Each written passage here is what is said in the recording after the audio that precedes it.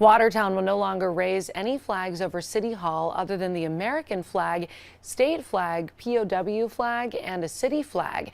There was a full house for last night's council meeting with many people there to talk about flag raisings. Historically, the city has temporarily raised a variety of flags for certain events or holidays, like the Irish flag for St. Patrick's Day, the Pan-African flag for Juneteenth, and the Pride flag during Watertown Pride. People from many of those groups were at the meeting opposing the change. Council voted 4-1 to do away with those flag raisings.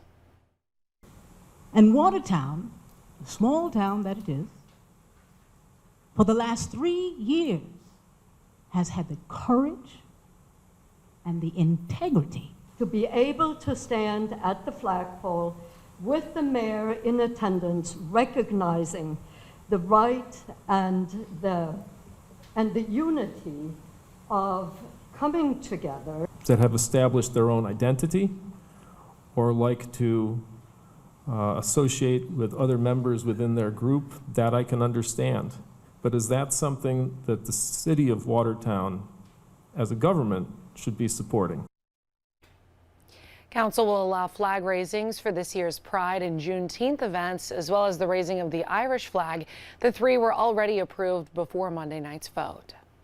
Meanwhile, a plea for funding from Zoo New York. Interim Zoo Director Dr. Mark Irwin spoke at Monday's meeting as well. As of now, Irwin says there is no funding for the zoo in the proposed budget. In recent years, Council has included some amount of funding for it.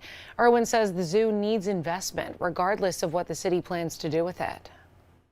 If we reimagine it, if we close it, or if we invest into it, it's going to take money.